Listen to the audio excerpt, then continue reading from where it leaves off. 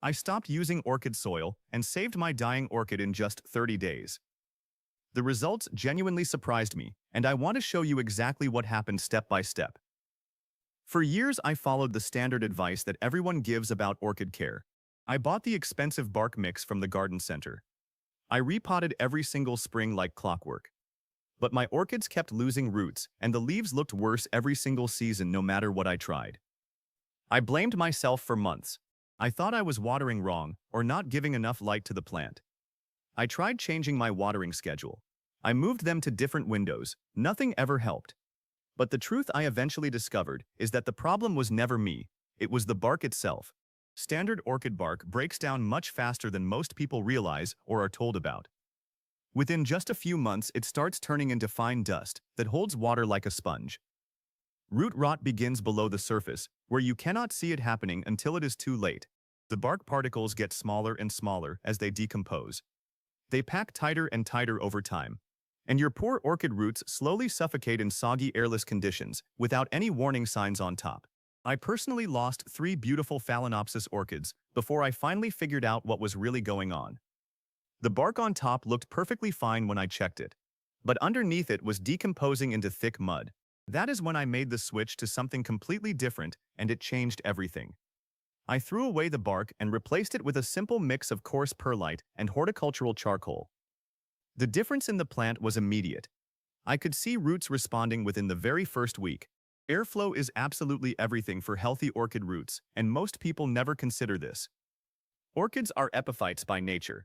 In the wild, they grow on tree branches, with their roots fully exposed to open air. Their roots are designed to grab onto bark surfaces and absorb moisture from humid air around them.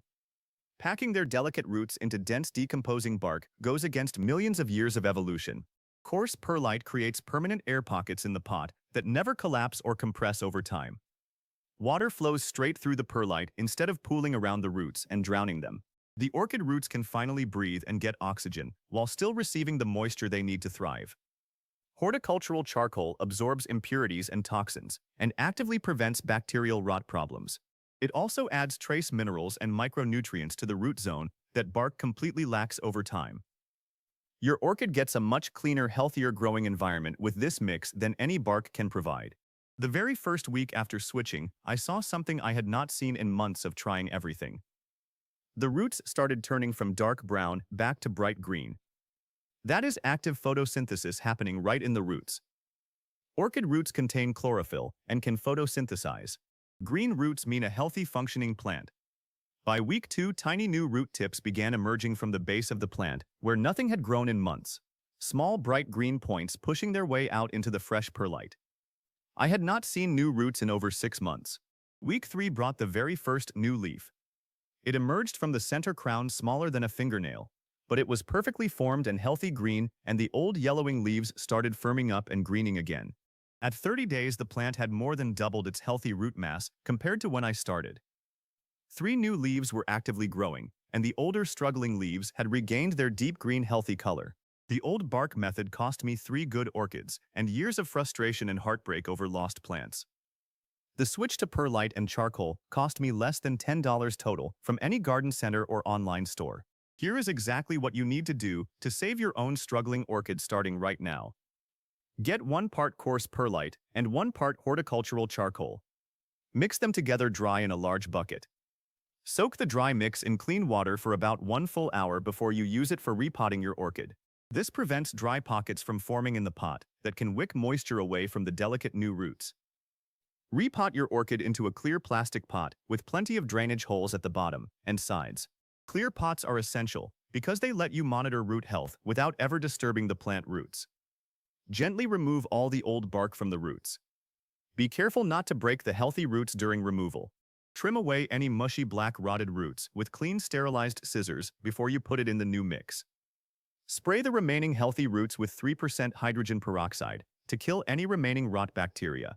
Let the roots air dry for about 15 minutes before placing the orchid into its new clean pot. Position the orchid in the pot and gently fill around the roots with the soaked perlite and charcoal mix. Tap the pot gently to settle the medium around every root. Do not pack it down tight. Water only when the perlite feels completely bone dry to your touch about an inch below the surface. With perlite, this usually ends up being about once every 7 to 10 days depending on your home humidity. Fertilize at half strength every other watering during the active spring and summer growing season months. Use a balanced orchid fertilizer, and make sure the orchid has had a good drink first before you feed it. Do not repot your orchid into a bigger pot than it needs. They actually prefer tight, snug quarters.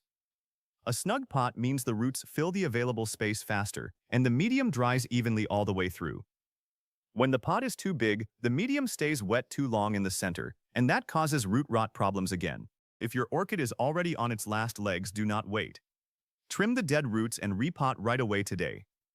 The recovery was faster than I expected because the roots could finally breathe in the open perlite. Once you remove the rotting bark and give those roots real airflow, they bounce back within a few short weeks. I have now switched all 30 of my different orchids over to this same perlite and charcoal method. Every single one of them has pushed out brand new roots within the very first month of making the switch. Your orchid is not dying because of something you did wrong or some mistake you made in caring for it. It is dying because the standard advice that everyone blindly repeats over and over leads straight to root rot. The fix is incredibly simple and costs less than a single trip to the coffee shop for lunch. Switch to perlite and charcoal this weekend. Watch the roots turn from brown to green in just days. New leaves will follow within weeks, and your orchid will finally thrive instead of just barely surviving. No more guessing, no more losing plants to hidden root rot. This method works, and it works every time. The roots in perlite stay plump and green instead of turning brown and mushy like they did in bark. You will see the difference with your own eyes within days of making this one simple change. Follow Plant Blueprint for more honest plant fixes that actually work and save your plants.